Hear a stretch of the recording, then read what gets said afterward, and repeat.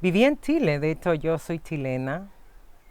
Nací en una ciudad del norte, en Iquique, una ciudad hermosa de playas y sol, y en el Pacífico, hermosísimo. Pero a los 18 años me fui a vivir a Santiago, a la capital.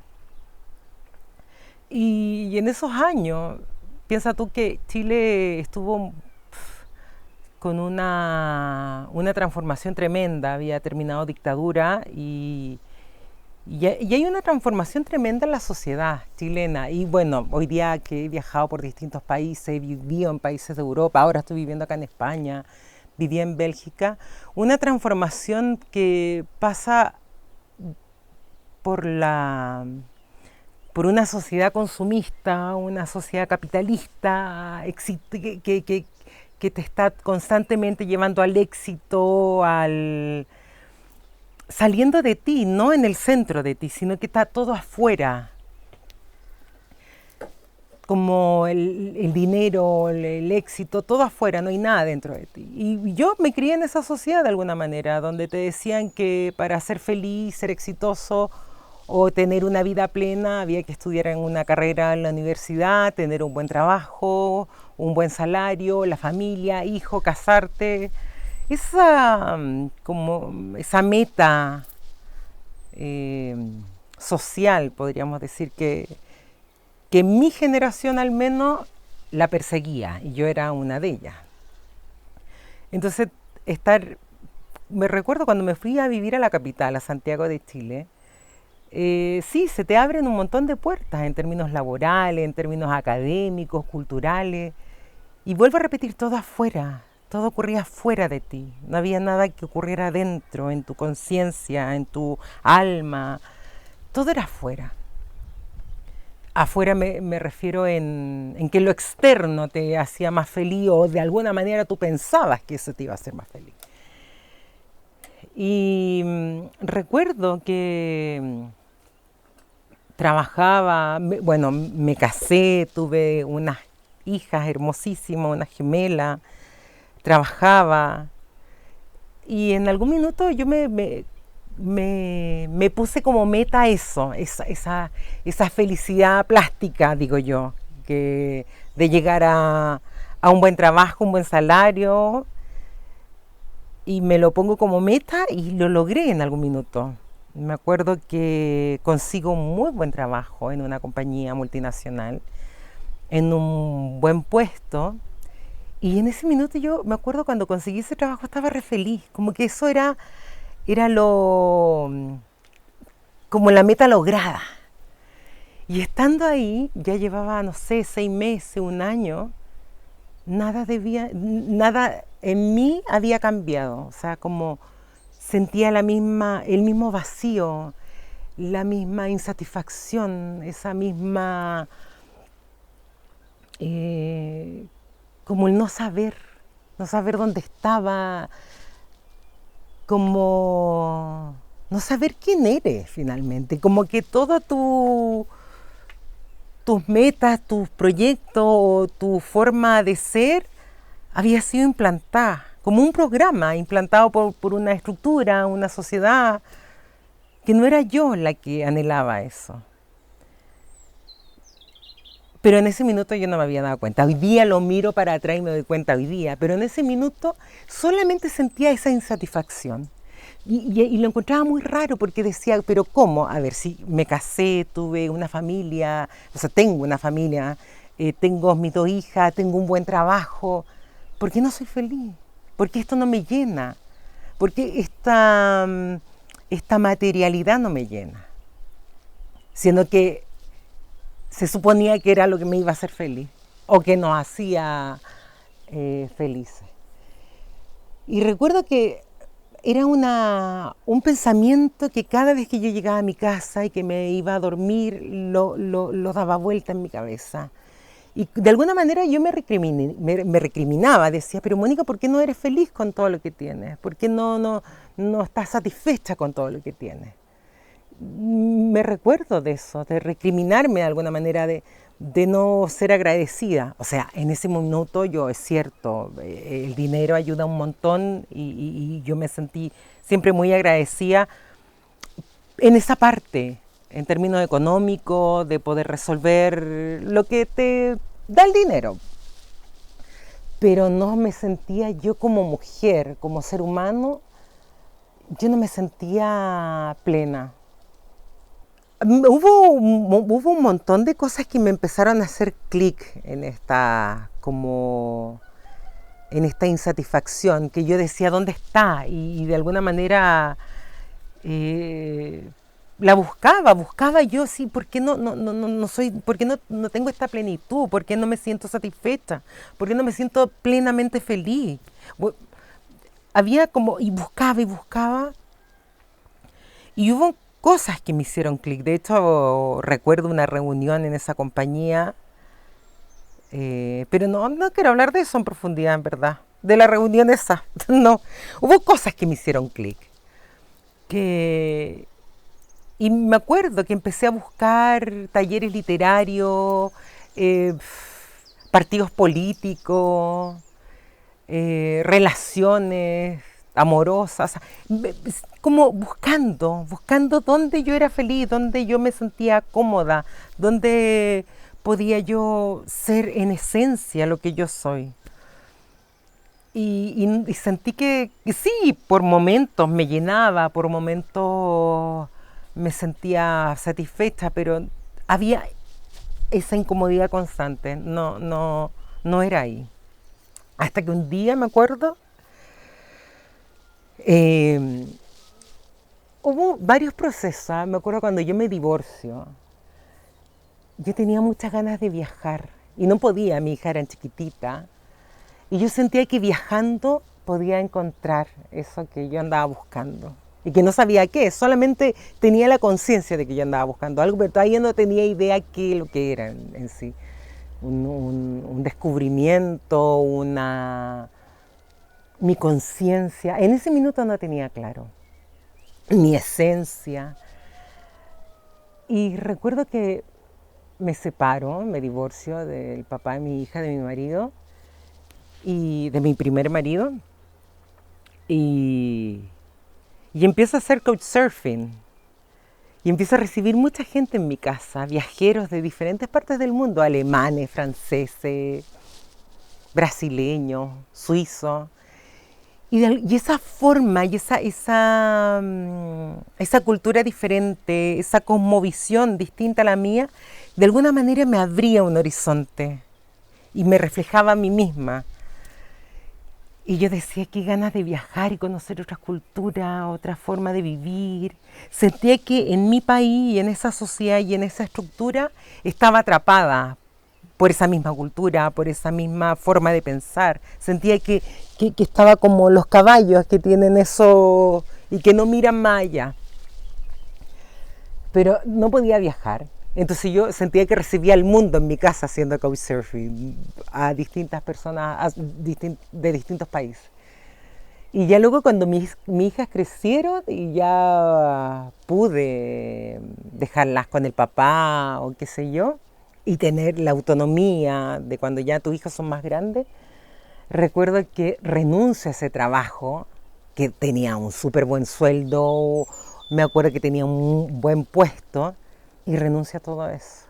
Recuerdo que mi mamá me decía que si yo acaso estaba loca, que cómo yo dejaba esa estabilidad laboral, ese salario que era un muy buen salario que me permitía tener a mi hija en un buen colegio, pagar un buen apartamento, y que acaso yo estaba loca, de cómo irme con una mochila a recorrer. Me acuerdo, me fui a recorrer Sudamérica. Que sí, y me acuerdo, vendí todas las cosas de mi departamento, vendí todo, refrigerador, cama, el comedor, lo vendí todo. Mi hija, recuerdo que se fueron durante ese tiempo a vivir con su papá. Yo renuncio y me voy con una mochila a recorrer Sudamérica. Y volvía a esa misma emoción cuando parto por ese viaje por Sudamérica. Era como encontrarme o buscarme y encontrarme. Yo sentía que había perdido mi identidad. Yo recuerdo que cuando niña tenía súper claro quién era, pero en un momento olvidé quién era. Sentí que tenía muchas creencias, muchos dogmas, como la cebolla, muchas capas sentía que tenía. Que esta sociedad, que esta cultura, que en la forma donde yo vivía, puede ser en cualquier país, a mí me tocó Chile, Santiago de Chile, me, me estaba perdiendo a mí misma. Y eso dentro de mí había un motor, una energía que constantemente me volvía a exigir, ¿quién eres tú? ¿Quién eres tú? ¿Dónde estás tú? Y este viaje me hace, o sea, esta pregunta fue lo que me impulsa a este viaje por Sudamérica. Estuve viajando por más de 6 países durante casi un año. Más de 10 meses estuve viajando. Y mi destino, bueno, y viajando con una mochila, sola por todos esos países de Sudamérica. Y recuerdo que estaba en Colombia, bueno, un país precioso. Había comprado un ticket a Costa Rica, iba a San José de Costa Rica. Y por esas cosas del destino que uno dice que son casualidad, pero yo ya no creo en las casualidades. Está todo escrito de alguna manera. O de alguna manera lo que tú ya piensas lo convierte y se materializa. Yo siento cada día más que la realidad no existe, sino que son tus propios pensamientos los que empiezan a convertir esta realidad. Es como una magia finalmente, donde tus pensamientos son la realidad. Entonces recuerdo que estaba en Medellín y tenía un vuelo a Costa Rica. Llego al aeropuerto y no pude volar a Medellín, o sea, a Costa Rica. Ahí en el aeropuerto me dicen, no, usted no puede volar porque no tiene la vacuna de la fiebre amarilla. Yo no tenía idea. Y termino en Panamá, un país que yo no estaba en mi itinerario, y de un día para otro, en horas, así yo de una hora a otra, me veo en Panamá. Y llego a Panamá, pensaba quedarme 2 días. 2 días en Panamá. Y dije, voy a recorrer acá Panamá City y ya luego sigo a Costa Rica. Porque yo quería seguir, porque tenía en mi cabeza de encontrarme con alguna comunidad indígena. Me acuerdo, leído a Galeano, a este escritor uruguayo, y me había quedado impregnado en su escritura, esa sabiduría de los nativos, esa sabiduría de conectarse con la esencia humana, sin capas, sin caretas, sin programa. Bueno, no sé si sin programa, pero con mucho menos de lo que yo tenía al menos, y de todas las capas que yo tenía. Y sentía que yo al comunicarme con esas comunidades indígenas podía observar o aprender un poco de cómo eliminar todos estos programas, todas estas creencias que me estaban bloqueando, sentía yo. Entonces, había una intención mía de llegar a Guatemala o a algún lugar de estos países centroamericanos para encontrarme con comunidades indígenas. Bueno, estaba en Panamá por casualidad, bueno, insisto, yo creo que ya nada es casualidad, por causalidad. Y estaba en Panamá y recuerdo que estaba en un hostel, y un español de hecho. Un español me dice, oye chilena, ¿dónde vas? A Costa Rica. ¿Y cuántos días te quedas en Panamá? No, yo me quedo 2 días, ya mañana parto. Me voy a dar una vuelta por acá, por Panamá City, y ya marcho. ¿Y hasta dónde vas? Bueno, hasta Guatemala. ¿Y por qué Guatemala? Y le cuento esta historia de que yo estaba buscando comunidades indígenas y él me cuenta, pero acá en Panamá hay unas comunidades indígenas que no tenía idea. No, de hecho, yo no había leído nada de Panamá. Era la primera vez que yo sabía que existían los cunas, unas comunidades indígenas que viven en un archipiélago de Cunayala y en Panamá. Veo fotos, bueno, estos indígenas, estos nativos, viven en pequeñas islas en el Caribe, unas islas paradisíacas, unas islas maravillosas, o sea, de revista, de portada de revista de turismo, unas islas hermosas. Pero lo más lindo es que esas islas no no están explotadas por el turismo panameño. De hecho, ellos administran sus propias islas, son una comunidad autónoma y el poco turismo que hay lo gestionan ellos mismos de manera muy simple y al estilo de ellos. Y me acuerdo que esa noche duermo en el hostel y al otro día en la mañana temprano me voy a estas islas de estas comunidades indígenas, de los Kunas. Recuerdo que iba por 5 días, no, 4 días a las islas. Y me quedé 3 meses viviendo con los Kunas. Fue impactante porque recuerdo que llego como cualquier turista a la isla y los primeros 2 días, playa, sol, Caribe, bronceándome yo en bikini. Había muchos más turistas de distintos países, pero yo recuerdo que el primer día lo disfruté ahí en la playa, sol, arena, mar. Y al segundo día me levanto y miro que estaba la matriarca, que era Puna, la nativa, la Kuna, ahí con su hija y otra mujer. Y ya dejó de llamarme la atención el sol, la playa, la arena, el bikini, sino que ya mis ojos iban a lo que ellas estaban haciendo. Y recuerdo que estaban al lado de un pequeño cayuco limpiando pescado. Y las miraba y las miraba. Y no podía parar de mirarlas. Y me levanto me acuerdo de la toalla y camino a donde estaban ellas. Ellas no tenían mucho vínculo con los turistas. De hecho, no, era muy poco. Más bien eran bien reservados. Y me acerco y le digo a ella, hola, ¿las puedo ayudar? Y Puna, la nativa, me mira con una sonrisa, así como, ¿qué me va a ayudar? ¿Qué va a saber limpiar pescado esta mujer? Y me pasa un cuchillo, y yo, bueno, iquiqueña de la costa pacífica, de la ciudad donde yo nací, algo sabía de limpiar pescado. Me pasa un cuchillo y empiezo a limpiar. Claro, es cierto, mientras ella limpiaba 5 pescados, yo limpiaba 1. Pero fue ese gesto de, en esa comunión, digamos, doméstica, donde nos conectamos con esta mujer indígena. Ella hablaba muy poco español, hablaba solamente el dialecto, algunas palabras que otras en español, pero ella me acogió como una mamá.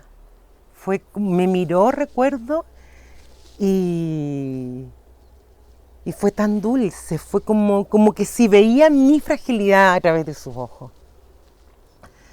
Me acuerdo que me invita a su choza, dejamos los pescados, me invita a comer algo y ya al atardecer yo marcho a donde yo estaba quedándome como turista.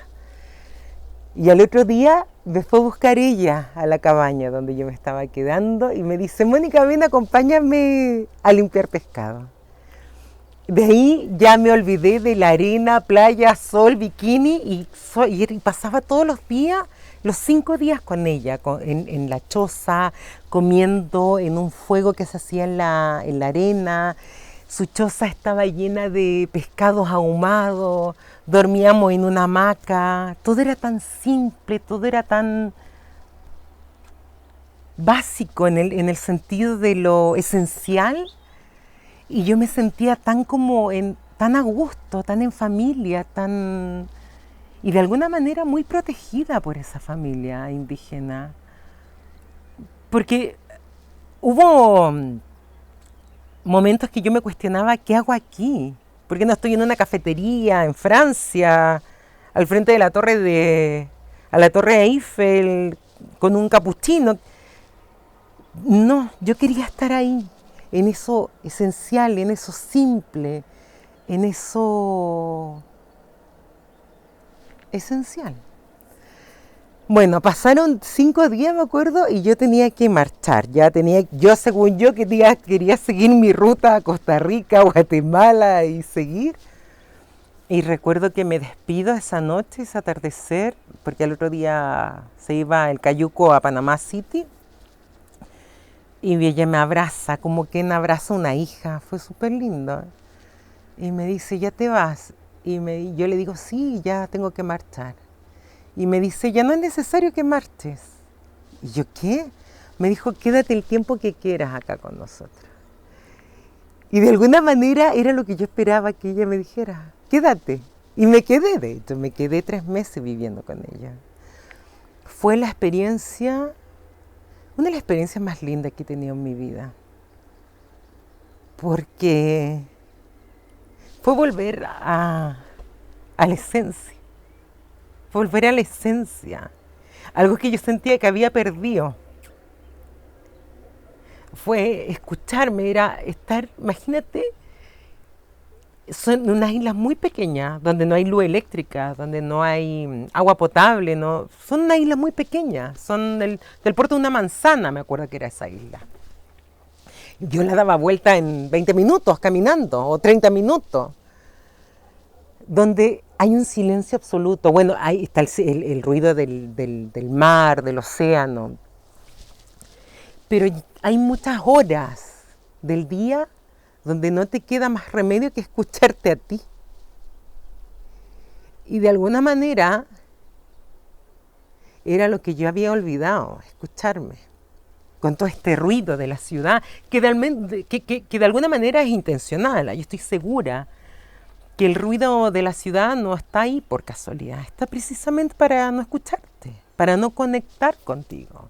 El teléfono, la televisión, el computador, el tráfico, las luces, los bares, todo ese ruido está diseñado para eso, para que no te escuches. Y de alguna manera, siendo incluso turista y viajando, vas a esos mismos lugares, buscando lo mismo una y otra vez.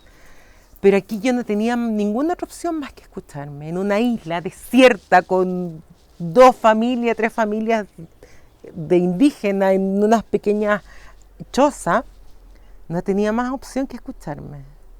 Y yo recuerdo que pasaba noches y noches, que era así como ensordecedor mis pensamientos catastróficos, programas que tenía tan instalados en mi mente que me agobiaban, era así, era tremendo, me acuerdo.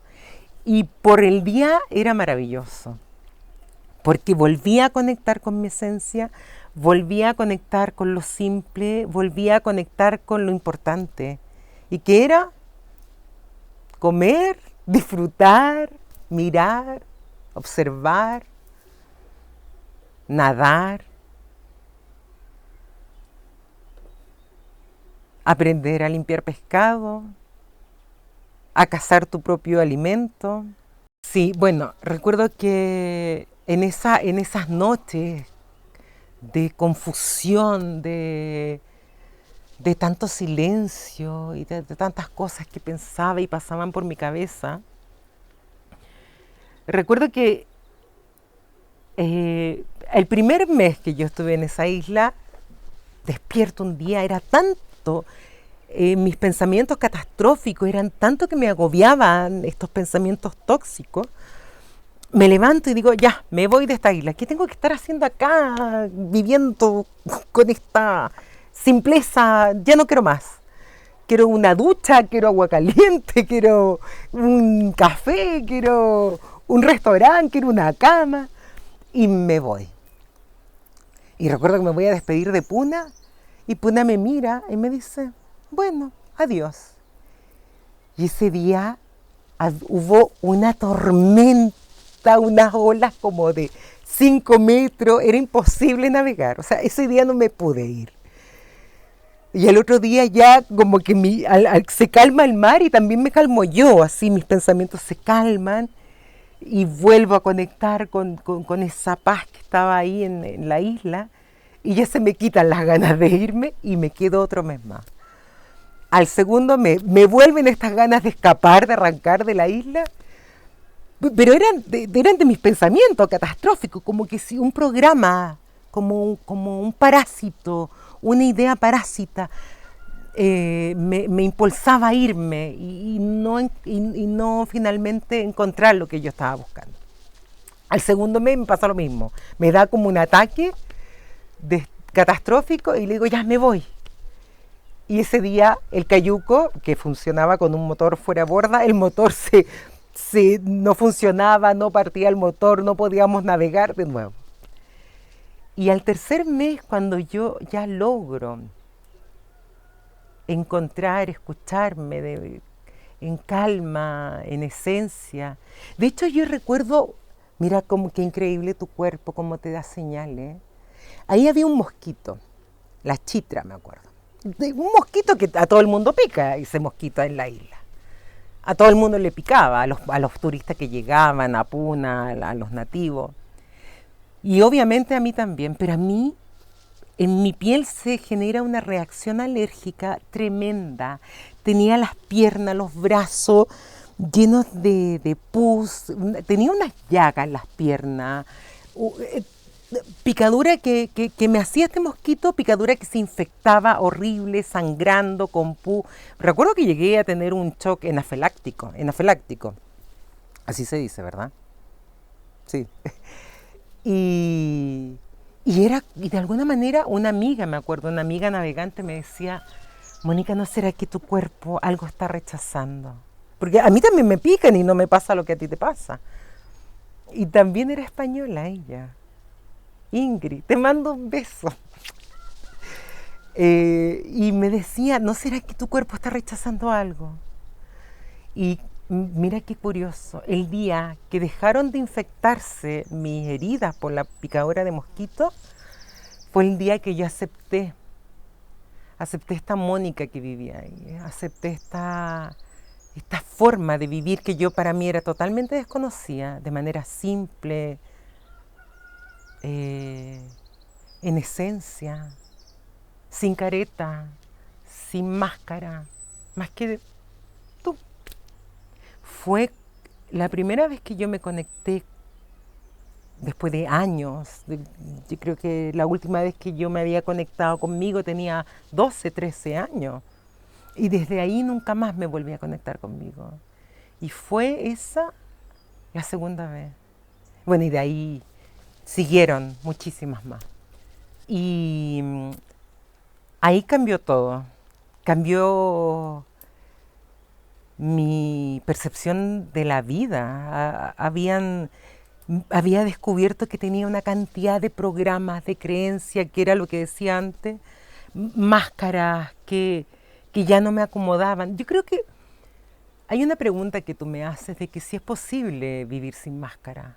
Yo creo que no, porque estamos en este plano terrenal finalmente hoy pienso que es un juego. Y en este juego, como los actores, como las actrices, usáis máscara. Yo no soy la misma como madre o como pareja o como trabajadora. En esencia soy la misma, pero uno va cumpliendo roles y de alguna manera esos roles son las máscaras. ¿Cuál es la diferencia? Es que tú te creas esa máscara y no sepas cuál es tu verdadera identidad o tu verdadera esencia, que era lo que yo sentía que me pasaba, que me identificaba con estos roles, que me identificaba con esta profesión, con este oficio, con este lugar, con esta nacionalidad. Y ahí sentía que yo me perdía, cuando no tenía claro de quién realmente era, en esencia, en alma, podríamos decir. Y que este viaje que tuve en Panamá, este tiempo que viví con ellos, con los cunas, me ayudaron muchísimo a descubrir o a volver a mi propia esencia y darme cuenta de todos estos personajes que estaban empoderándose o controlando mi vida finalmente.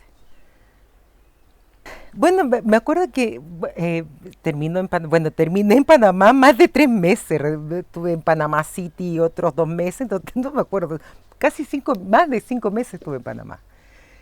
Y empieza ya el deseo de volver a Chile. Ya había pasado por Colombia, Ecuador, y empecé a bajar, pasé por Perú.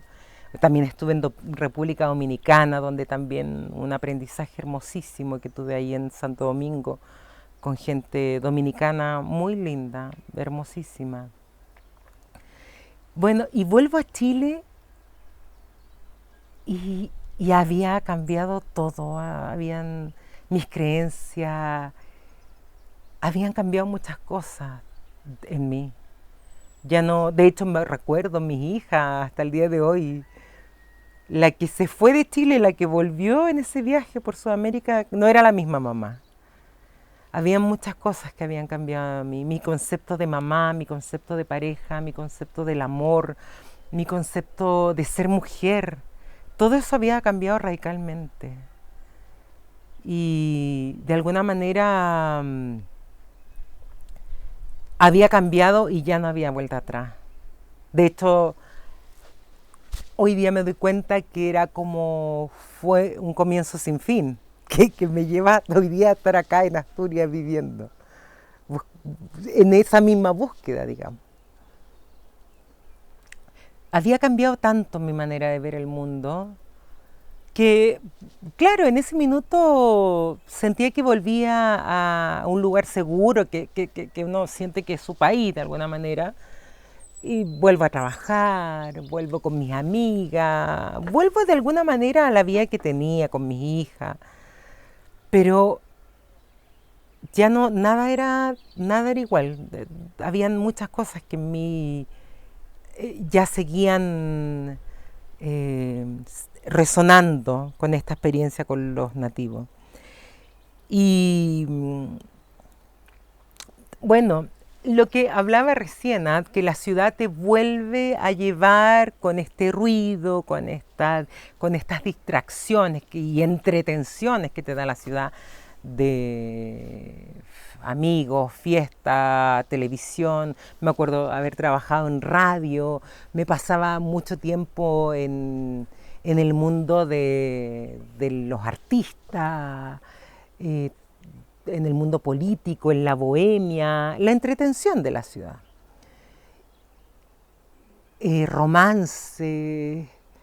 Y vuelvo de alguna manera a perder el foco de lo que había sido este encuentro con la esencia en Panamá. Y como ya dije que nada es casualidad, llega este tema de la pandemia, que nos encierran a todos. Y yo no, era imposible, yo no podía estar encerrada. Iba contra mi esencia. Y recuerdo que me arrancaba a la montaña, a la cordillera de los Andes. Claro, ahí como nadie te controlaba, nadie te vigilaba, me iba a la montaña, me iba a la playa. Recuerdo que me iba a la casa de mi amiga, La Paz. Me iba por una semana y me quedaba 2 meses en su casa, 1 mes. Y como no había gente en las calles, no había nadie, podía disfrutar, me acuerdo, de la playa y caminar por toda la costanera con los pies en la arena y volver a esa misma sensación que tenía cuando tenía en Panamá, viviendo en la isla, de volver a escucharme, de volver a mí, de volver a ese lugar seguro, fuera de todas estas caretas. Eh, Luego me fui, recuerdo, al altiplano. Me fui a subir el volcán Parinacota, uno de los volcanes más altos de la cordillera de los Andes. Y eso está en el altiplano del norte de Chile, donde viven los aymaras, otras comunidades indígenas de los Andes. Y me acuerdo que llego a Putre, que es un pequeño pueblo, antes de llegar al volcán Parinacota, cerca de la ciudad de Arica, y donde vive una gran parte, gran parte de los habitantes de Putre son de la etnia aymara. Y vuelvo a esa misma sensación de sentirme cómoda, de sentirme en familia, de sentirme acogida, esta vez por una mujer aymara, por Doris, que me recibió en su casa porque tenía una tienda ahí en el pueblo y además tenía un hostel. Y fue esa misma sensación de llegar a donde una mamá que te acoge, que te abraza. Lo misma historia, iba por 3 días y me quedé casi 1 mes en el altiplano. Y como era pandemia y era un pequeño pueblito en el altiplano chileno, sentía esa libertad de caminar por las calles, de subir la montaña. Recuerdo que todas las mañanas estaba el pueblo, bueno, acá hay un pueblo frente a mí y arriba hay un monte. Era algo muy parecido. Estaba el pueblo y había un monte. Y yo recuerdo que subía hasta la punta del cerro y miraba la cordillera de los Andes. Y esa sensación de estar sola al medio de la nada. Y ahí sí que había un silencio, porque a diferencia del mar o de la isla donde viví en Panamá, está ese sonido del mar y de las olas. En los Andes, en la cordillera, es solo el viento, no hay más. Y volver a esa experiencia de quietud, de encontrarte contigo, de escucharte, de conectar con esa esencia, volví a sentirla y volví a sentir esa paz, esa tranquilidad, esa armonía finalmente. Esa armonía. Y esa armonía hoy día me doy cuenta que es el poder que tenemos los seres humanos. De alguna manera nos han quitado ese poder, todo este ruido, todo este ajetreo de la ciudad, todas estas frecuencias de las antenas, de las telecomunicaciones, del ruido del tráfico, te quita energía. Y finalmente lo que yo siento es que te quieren con menos energía, te quieren con menos potencial energético para poder controlarte, para poder instalarte estos pensamientos catastróficos, estos programas que le acomoda esta estructura, porque te encarcela finalmente.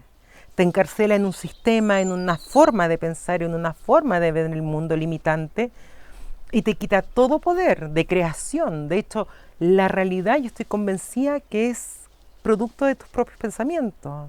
No hay una realidad per se, sino que yo me di cuenta que yo era la constructora, el arquitecto de mi propia realidad.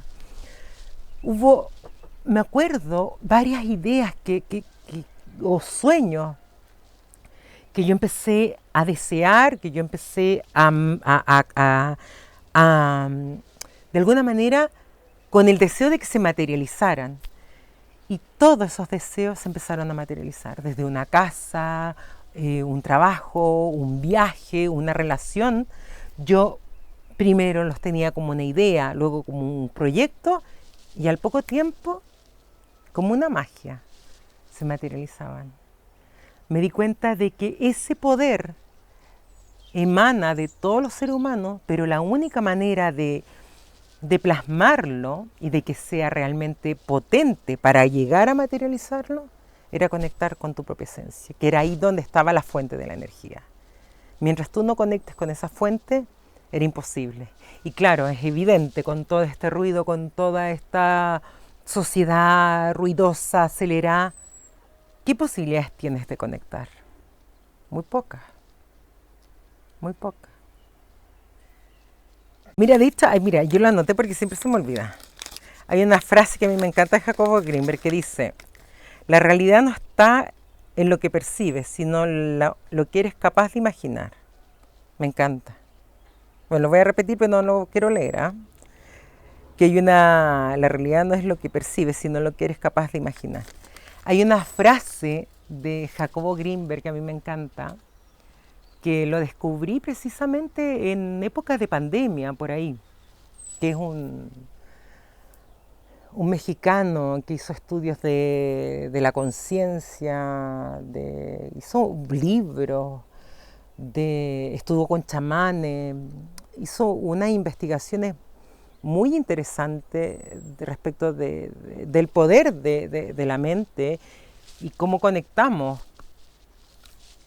estos programas, o esta mente conecta para manifestarse, cómo se manifiesta la realidad. De hecho, él tiene esa frase de que la realidad no es lo que percibes, sino lo que logras imaginar. Y yo estoy completamente convencida de eso. Durante todo este proceso de cuando descubrí que el poder estaba dentro tuyo, que que esa energía que habita en ti es como una magia. O sea, es magia de esto, porque materializamos esas ideas, esos sueños, esos proyectos. Yo quise ir más profundo y cada vez más profundo y quise ir más allá de lo que ya estaba percibiendo en ese minuto. Y buscaba la manera de cómo ir más profundo, y fue ahí cuando encuentro la meditación como una herramienta para ir mucho más profundo, a cómo ya ser consciente plenamente de lo que querías manifestar en la realidad. Y Jacobo Grinberg fue quien me llevó de alguna manera a esta tesis, o no tesis. Ahí corta eso, a esta, ¿cómo podríamos decir? A este planteamiento. Sí.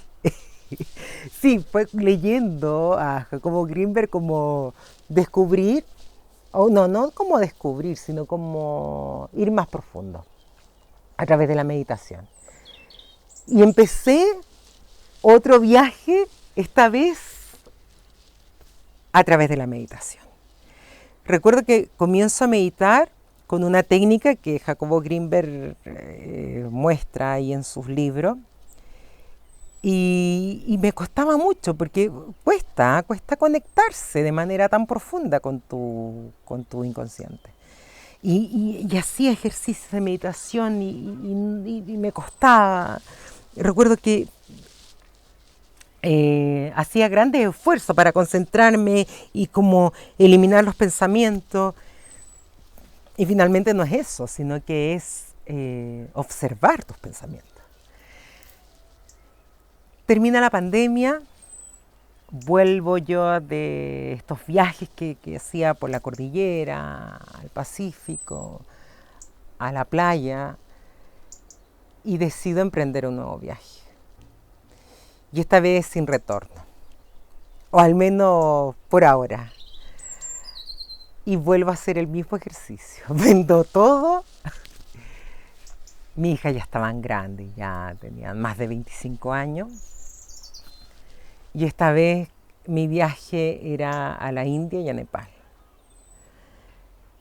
Y esta vez el viaje tenía la misma intención de este viaje por Sudamérica, pero ya tenía claro el objetivo.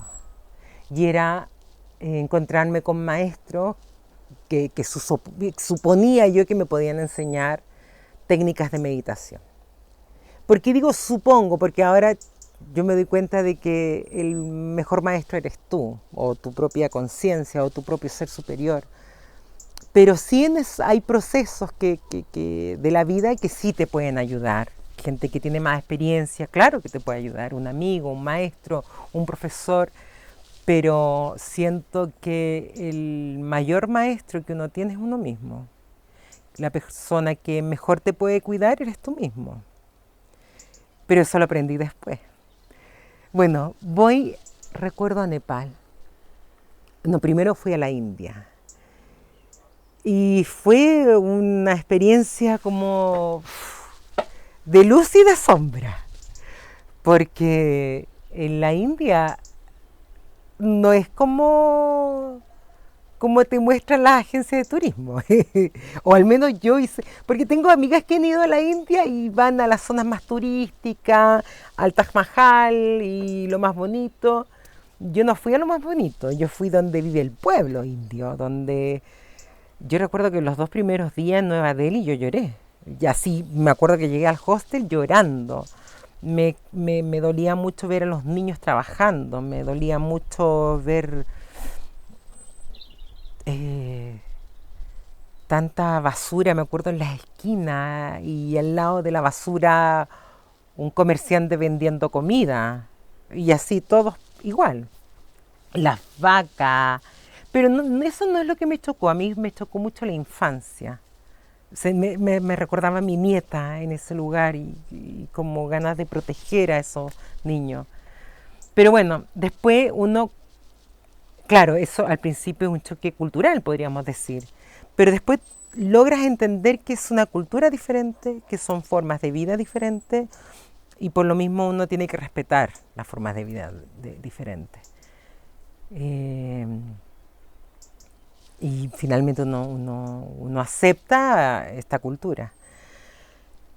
Lo que sí, y otra cosa impactante de la India, en Nueva Delhi en particular, o sea, uno va con la ilusión de encontrarse con gente meditando y haciendo mantras y qué sé yo, yendo a los templos hindúes, y lo que te encontráis en Nueva Delhi es un tráfico, pero el tráfico más caótico yo creo que de todo el mundo. Ruido, bocinazo, auto, era horrible, horrible, era ensordecedor ese ruido en Delhi.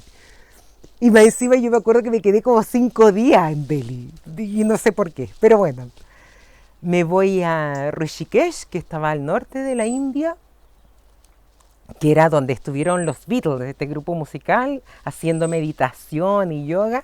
Bueno, yo ingenua también llegué ahí, pero sentí que todo era todo marketing, comercializaron, o sea, los indios en esa zona comercializaron muy bien el yoga y la meditación, todo era un negocio.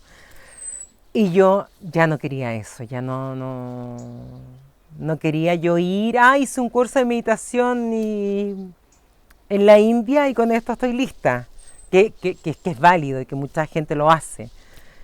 Pero yo no quería eso, yo quería volver a esa conexión que había sentido hace mucho tiempo atrás. Y esta vez a través de la meditación, de esta herramienta. Bueno, estuve en Rishikesh, conocí gente muy linda, encontré amigos, gente hermosa. Luego me fui a Varanasi, donde viví una experiencia increíble y alucinante. Bueno, salgo de la India y llego a Nepal. Y fue en Nepal, recuerdo, en una cafetería muy linda, pequeñita, nepalí. No era una cafetería donde iban todos los turistas a tomarse su capuchino. De hecho, no era cafetería, era un restaurante. Bueno, un pequeñito restaurante. De comida local, nepalí, donde atendía una mujer hermosa y daba un masala chai, que es el típico té de allá, y daba comida nepalí. Me acuerdo estar sentada en ese pequeñito restaurante que era chiquitito, era como esto, era muy pequeñito. Y entra un día un maestro. Yo no sabía que era maestro. Y entra y se sienta al lado mío. Y recuerdo que con él estuvimos conversando. Y él me dice, ¿qué haces acá? Y yo de viaje le contaba que tenía ganas de aprender de meditación, que había una búsqueda en mí de cómo usar esta herramienta para conectar con mi propio ser y con mi propia conciencia. Y pues puedes creer que él era profesor de meditación, era maestro de meditación, y de hecho estaba ahí en Nepal, en Katmandú, dando clases, un seminario de meditación, Kundalini. Yo no lo podía creer. De nuevo la casualidad o la causalidad me enfrenta justo con lo que yo andaba buscando. Yo había programado un viaje al Everest, al campo base, con una amiga mexicana. De hecho, estábamos viendo todo el itinerario, cómo llegar al campo base del Everest. Y vuelvo al hotel y le digo a mi amiga mexicana, la Andrea, no voy. ¿Por qué no vas? Como estás acá en los Himalayas, ¿cómo no vas a ir al Everest? Bueno, yo tengo los Andes, ya conozco muchas montañas, es como lo mismo. Pero ¿qué te vas a quedar haciendo acá en Katmandú? Conocí un maestro hoy día en la mañana en el restaurante nepalí y me voy a quedar con él porque él está haciendo unos cursos de meditación Kundalini y quiero aprender la técnica. No te puedo creer, sí. Así que me quedo ahí en Katmandú. Volvemos a lo mismo, yo iba a Katmandú por 2 semanas y me quedé 2 meses en Katmandú. De nuevo me quedo en los lugares. Y bueno, y después lo otro, en Bélgica me pasó lo mismo. En Bélgica iba por 3 meses y me quedé viviendo 1 año y medio, casi 2 años en Bélgica. Pero bueno, y aprendí esta técnica de meditación Kundalini con este maestro, con este gurú, que gurú en en el idioma de los indios significa maestro.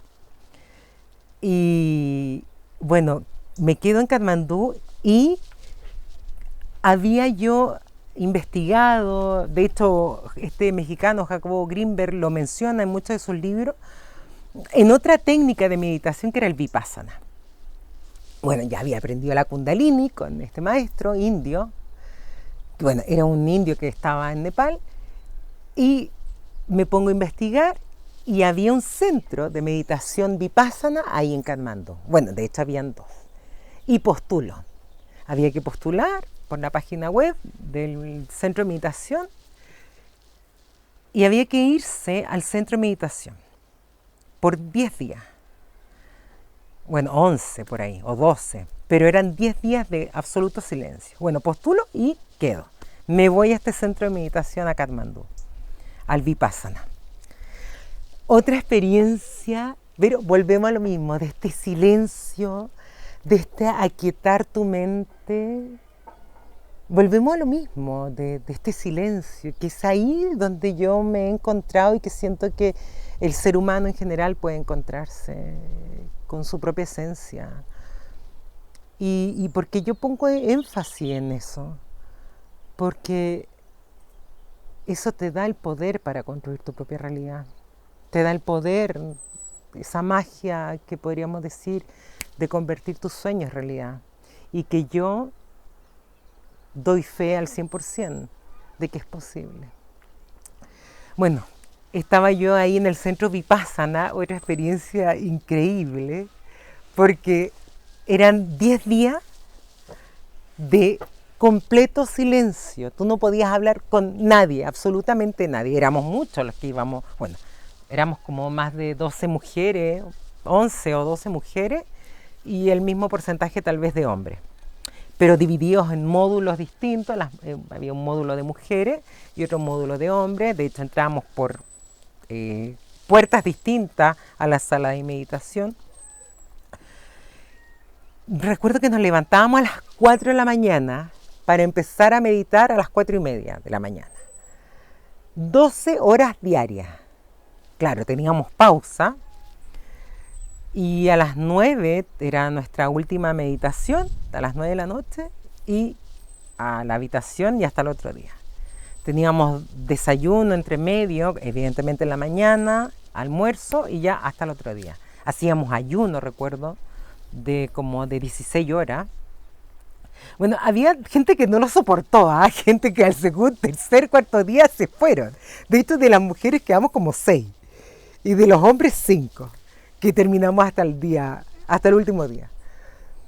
Y fíjate que para mí, los primeros 5 días, ahora entiendo toda esa gente que se fue los primeros días, era casi imposible lograr concentrarme durante 12 horas diarias de meditación en la posición del loto, sentados en la posición del loto. Era para mí casi imposible concentrarme en porque no es concentrarte en tus pensamientos, sino que era observar, solamente observar los pensamientos durante 12 horas, sin hablar con nadie de lo que te estaba pasando, de lo que estaba sintiendo, de lo que te estaba emocionando. No era posible hablar con nadie, porque absoluto silencio durante 10 días.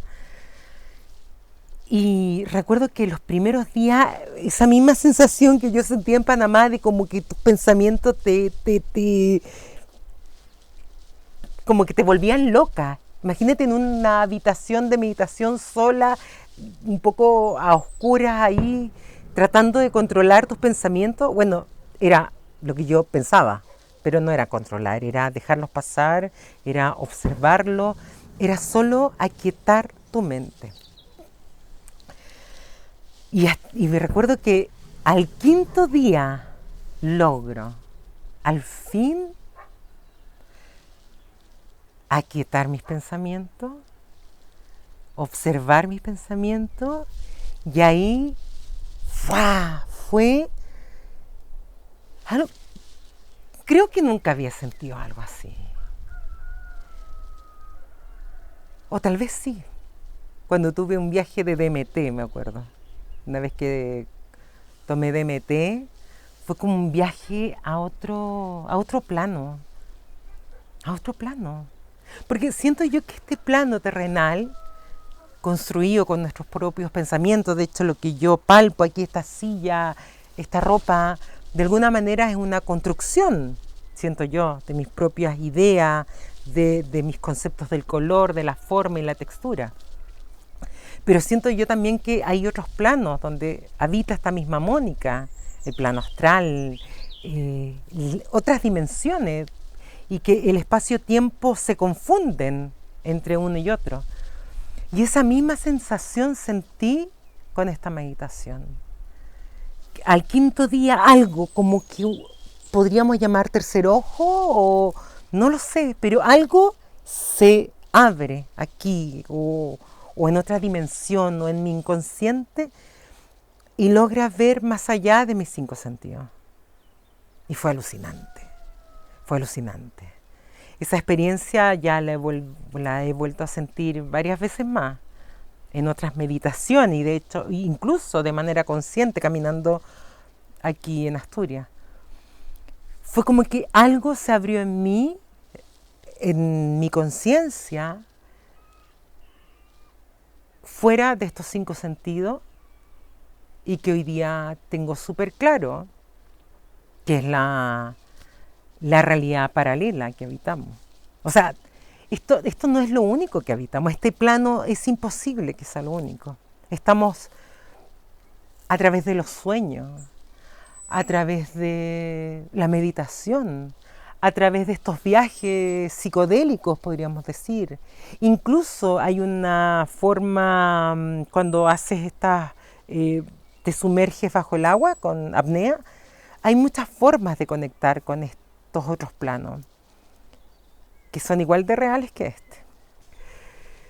Recuerdo que al quinto día, de alguna manera un poco frustrada y otro poco de perseverancia, yo decía, veía a los que se iban, porque tú llegabas a la sala de imitación y el que estaba sentado al lado tuyo ya no está, el que estaba al frente tampoco está, y estos se fueron, desistieron del Vipassana. Y yo decía, no, yo tengo que estar acá, lo tengo que lograr. Y de alguna manera esta frustración o esta meta de lograrlo, al quinto día estaba yo en la meditación y ocurre algo impactante. Empiezo a respirar, a sentir, a observar mis pensamientos y algo, de un momento a otro, empiezo a percibir cómo corría la sangre por mis venas. Sentía el flujo de mi intestino, sentía como subía y bajaba estos jugos gástricos, todo sentía, el corazón, las palpitaciones, era como, ¿te acuerdas de esa película como Lucy? Esa como, percibir más allá de los 5 sentidos. Era alucinante lo que me estaba pasando, lo que estaba siendo consciente de mi propio ser. Y todos esos pensamientos parásitos que finalmente hoy día me pasa, después de toda esta experiencia del Vipassana, de la meditación con los nativos, con los Kuna, con los Aymara, estos momentos de silencio que han sido tan importantes en distintas etapas de mi vida, finalmente hoy día me dan la respuesta de que muchos de los pensamientos que tenemos no son de nosotros. Mucho de lo que tú crees que son tus pensamientos son instalados, son programas que son totalmente ajenos a ti y a tu propia conciencia. Y entonces, de alguna manera, Vipassana o diferentes técnicas de meditación o la meditación en general, encontré en esta herramienta la forma de limpiar, de sacar toda esta basura de pensamientos parásitos que anulan tu propio ser finalmente. tu esencia, lo que eres tú realmente. Porque yo me pregunto todos los días, ¿yo realmente sé quién soy? ¿O creo saber quién soy? Es una respuesta que lo sabré cuando me muera, tal vez cuando me encuentre con mi alma. Pero realmente sabemos quiénes somos o pretendemos saber quiénes somos. Pero mientras tanto yo no tenga esa respuesta, de lo que sí estoy totalmente segura, de que mis pensamientos van construyendo esta realidad. Yo hoy día tengo la completa y absoluta convicción de que hoy día yo construyo la realidad que yo quiero. No a la que me instalan otros, ni desde el punto económico, o sea, corta eso, ni desde el punto de vista económico, ni desde el punto de vista de género, digamos, yo como mujer, o mi rol de madre, o mi rol de pareja, o mi nacionalidad, o mi color de piel, o o sea, ya nada de eso me puede identificar más que mi propia existencia, que mi propio ser.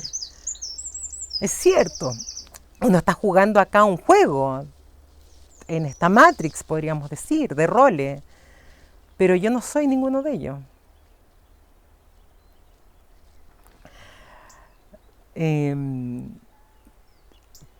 Bueno, me voy de Nepal con una sensación de felicidad. Bueno, quiero decir que nepalí, o sea, yo ni siquiera tenía expectativas con Nepal. Tenía más expectativas con la India, honestamente. Pero Nepal fue superior, así las expectativas las rompió completamente, más de lo que yo esperaba. La gente, el paisaje, la cultura, me encantó Nepal, mucho más que la India. Bueno, la India tiene su encanto, pero para mí fue mucho mejor experiencia, o sea, una experiencia mucho más linda la que viví en Nepal. Y luego de este viaje con toda esta información, con toda esta experiencia que tenía, que estaba viviendo, me vengo a Europa, recuerdo. Tenía ganas de... Bueno, yo salí de Chile y yo ya no quería volver a Chile a vivir. Yo tenía ganas de quedarme viviendo en Europa. No sabía en qué país, pero tenía muchas ganas de vivir la experiencia fuera de Chile. Y podía ser cualquier país, ¿eh? No tenía como un país definido. Y entonces podía ser Bélgica, porque hay una conexión ahí familiar, mi hermano vive en Bruselas.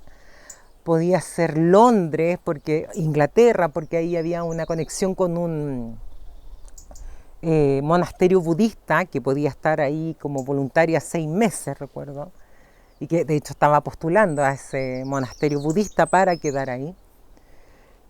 Podía ser cualquier país, pero nunca España, aquí es donde vivo ahora. No estaba, curiosamente España no estaba dentro de las opciones. Bueno, voy a Bélgica, bueno, me voy de la India, Nepal, India, Europa. Estuve en Francia y luego llego a Bélgica. Y en Bélgica visito a mi hermano en Bruselas, me quedo ahí un mes y me iba a quedar 3 meses en Bélgica. O en Europa en general, ¿eh? Porque sabemos que Inglaterra está fuera de la Unión Europea. Entonces podía quedarme 3 meses y yo le dije, ya, luego me voy a Inglaterra. Estaba en Bélgica, en Bruselas, y me quedo en casa de mi hermano en Bruselas. Y yo venía, pero imagínate, con todo este conocimiento, con todo este despertar de alguna manera de conciencia. Y yo quería compartirla con todo el mundo, quería que todo el mundo supiera esta verdad que yo encontraba alucinante, de transformar la realidad a través de tus pensamientos, que era posible. Y yo quería con todo el mundo compartirla. Y bueno, llego a la casa de mi hermano, y que mi hermano estaba en otra. Mi hermano estaba en otra, las fiestas, los amigos, los bares, y que cada decisión de vida es legítima y es respetable. Pero yo de una forma muy soberbia quería instalarle este conocimiento pachamámico o espiritual que tenía. Y recuerdo que peleamos, que tuvimos una discusión bien grande con mi hermano porque yo insistía en que él podía transformar su realidad y él me decía, pero eso es absurdo. Mi realidad es vivir aquí, en esta sociedad, y me falta el dinero para llegar a fin de mes, y la gente es una hija de puta. Y yo, no, Antonio, el mundo es completamente diferente, tú construyes tu propia realidad. Y él me decía, tú estás loca. Y deja de hablar tontería, y no podía, no. Y yo insistía, y de alguna manera no respetaba su paradigma, intentando instalar los míos, y tuvimos una discusión muy fuerte, a tal nivel que él me dice, lárgate de mi casa. Y mira, pero hoy día yo se lo agradezco de alguna manera esa discusión. ¿Eh? Estuvimos enojados con mi hermano meses sin hablarnos. Y bueno, yo entendí a mi hermano que se enojara, se enojó mucho. Luego comprendí que no era su momento, y eso que yo te comentaba del refrán, ese refrán de Buda que dice que cuando veas a alguien dormir, pasa junto a él en silencio, sin meter ruido para que no despierte, porque el despertar de conciencia, si podríamos decir, es tan particular, es tan personal, que nadie puede obligarte, nadie puede inducirte si es que tú no lo quieres, si es que tú mismo no tomas conciencia o quieres despertar. Hay mucha gente, un montón, que pasa toda la vida y así de plano, en una rutina, y también es válido. Mi mamá, yo le hablo de esto y le va a decir que estoy loca. Y es legítimo, y no por eso está bien o está mal. Son experiencias de vida diferentes. Porque de alguna manera yo como que él se sentía presionado, como a un despertar que él no veía. Y se enoja tanto y me dice, no, sabes que lárgate de mi casa. ¿Así quién eres tú para cambiarme mis paradigmas, mi forma de pensar y que yo estoy mal? No te voy a tolerar algo así. Y tuvimos una discusión muy grande y recuerdo que me voy de su casa. Pero eso fue muy bonito porque me hace volver a buscármelas por mí sola, como siempre en estos viajes que he hecho por Sudamérica, por la India, por Nepal, y conecto en Bélgica con un centro de meditación que estaba al sur, cerca de Namur. Un centro de meditación vipassana, donde estuve varias semanas, fui voluntaria ahí, trabajé con ellos bastante tiempo, fue una hermosa experiencia. Y en la ciudad de Namur, bueno, el centro de meditación estaba afuera de las ciudades de Namur. Y conozco a una belga hermosa, que es la única amiga que tuve en Bélgica, a Maite, que me recibe en su casa de manera generosa y amorosa. Nos hicimos súper amigas. Hay una mujer encantadora.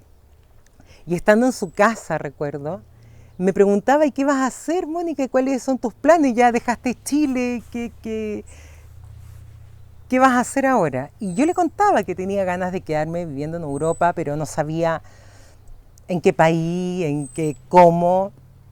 Lo único que tenía claro era que me quería ir a Londres, a este centro de meditación budista.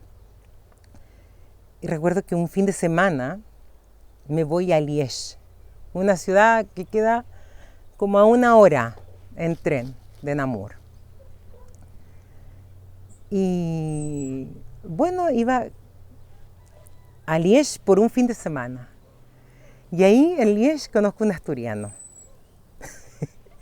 Y fue muy loco porque, bueno, primero fue loco porque hablábamos los dos en español. Imagínate, en un país donde todo el mundo habla francés.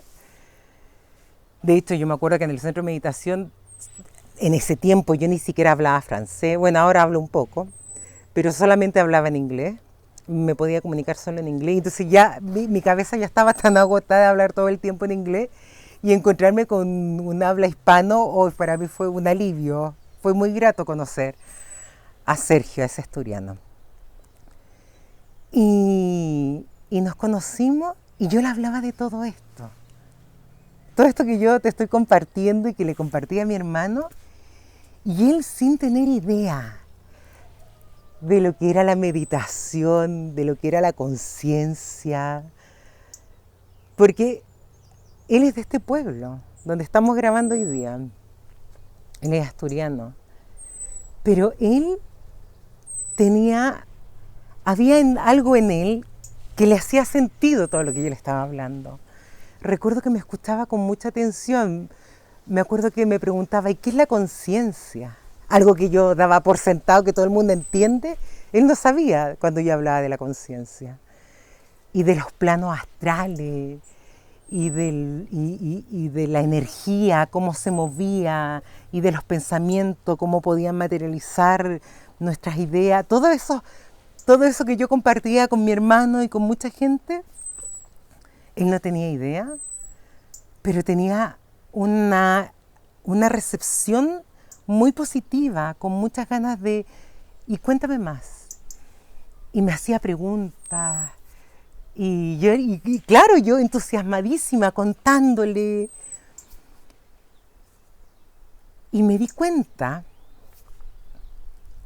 de que yo había hecho un trabajo de años, de intentar de alguna manera quitarme todas estas capas y capas y capas de creencias, de dogma,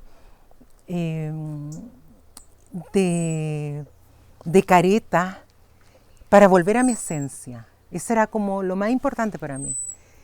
Y él, este hombre, que de manera natural ya era en esencia. Él ya era sin ningún esfuerzo, sin ningún proceso ni de meditación, ni de despertar de conciencia, ni de nada. Él ya era una persona en esencia. Y claro, yo me preguntaba cómo este hombre logró eso que para mí había sido un esfuerzo, un trabajo, años. Es porque él se había criado en un pueblo, en este pueblo, lejos de la ciudad, conectado 100% con la naturaleza, con los animales. Para él era algo normal y natural el silencio, cosa que yo tenía que ir a buscar a la playa, a la cordillera de los Andes, en una isla con indígenas, en un centro de meditación en Nepal. Él lo tenía acá, en el día a día, de manera natural.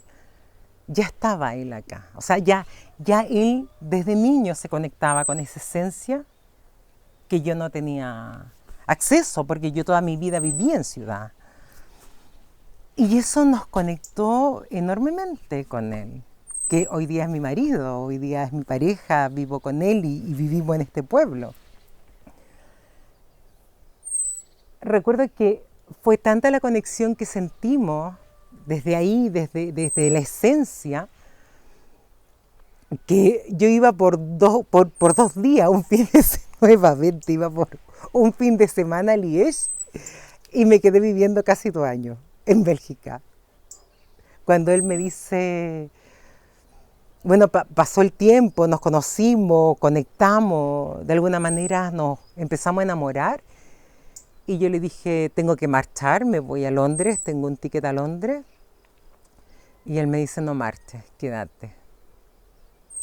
Y me quedé viviendo en Liège, casi 2 años. Y fue increíble porque ese amor, esa conexión que tuvimos en un comienzo, vuelvo a experimentar esa vida de ciudad, ese ruido, ese constante ajetreo. Yo recuerdo que vivía en pleno centro de la ciudad, donde pasaba el tráfico y abría la ventana y veía el transporte público pasar, veía borrachos en la esquina. La ciudad, pleno centro de la ciudad de Liège, en Bélgica. Sentí como a mí y a él nos contaminaba. Y como estoy segura nos contamina a todos en la ciudad. nos ensordece. Vuelvo a esa creencia de que estos pensamientos catastróficos, estos pensamientos parásitos, estos pensamientos negativos, esa energía negativa que emana de las ciudades, la estaba absorbiendo yo y mi pareja. Y tuvimos una discusión después de meses, vivir juntos, enamorarnos, ser cómplices. Y yo siento que empezamos a discutir por esto, por lo otro, y sentía yo que no éramos nosotros los que estábamos discutiendo, que había una energía que nos estaba absorbiendo, que había una energía que nos estaba consumiendo y que era esa energía de la ciudad. Y en una discusión donde yo decía, bueno, o esto se acaba o seguimos pero fuera de la ciudad. No podemos seguir en esta ciudad, no podemos, ni en esta ni en ninguna, sentía yo. Y tomamos la decisión de irnos de Bélgica y venirnos a vivir a este pueblo, donde te darás cuenta, aquí reina el silencio, viviendo en un entorno lleno de naturaleza, de abundancia, de vida, de silencio. Llegamos acá y nos cambió la energía, nos cambió la actitud, cambió todo. Todo empezó a todo comienza a tener sentido nuevamente. De esto de vivir en paz, de vivir tranquilo, de vivir conectado con tu esencia. Porque puedes vivir en la naturaleza, pero si no conectas con eso, es imposible vivir tranquilo. Y siento que hoy vivir tranquilo en este pueblo es lo que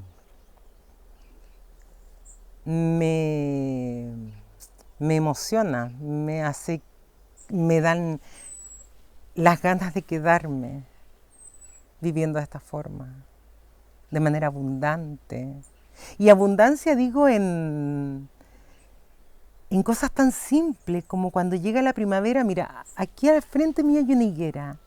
La higuera está cargada de higo. Eso de levantar la mano y recoger un higo, así, que me regaló la naturaleza, caminar por el bosque en la época de las castañas, recogerlas del suelo, las almendras, plantar una lechuga, unas papas y que se rieguen solas, porque acá yo no tengo que poner un sistema de riego, la lluvia y la humedad de este valle las riega sola. Esta tierra es tan generosa. Los animales, de poder criar animales y comer esa carne, tomar esa leche de la vaca sin tener que ir al supermercado, abrir la llave del agua potable y que el agua emana de una fuente, de un río y llega a tu casa. Todo eso es abundancia. Y en esa abundancia vivo hoy. Y es muy loco porque hace 7 años, cuando estuve de turista acá, conocí a 2 asturianas hermosas, Ruth y Elena. Ruth me invita a su casa. Bueno, ella vivía en Gijón y tenía una casa en Cangas de Onís, una casita en un pequeño pueblo. Yo estaba de turista, tuve 15 días acá en Asturias, ¿sabes? Y me acuerdo que estábamos sentadas en el balcón cantando. Ella tocaba la guitarra. Y miro así el valle, un valle muy parecido a este, más extenso. Bueno, Asturias tiene este paisaje lleno de valles y de bosques. Y algo en mí decía como, este es mi hogar, este es mi lugar, aquí yo quiero vivir. Y me acuerdo que se lo dije a Ruth hace 7 años atrás. Ruth, yo quiero vivir en este lugar es hermoso, es maravilloso, esta naturaleza abundante, generosa, llena de verde. Y me dice, sí, es un lindo lugar para vivir. Y no puedo creer que hoy estoy viviendo acá. O sea, vuelvo a confirmar que todo pensamiento que tiene una intención y que tiene esa energía tan potente se convierta en realidad.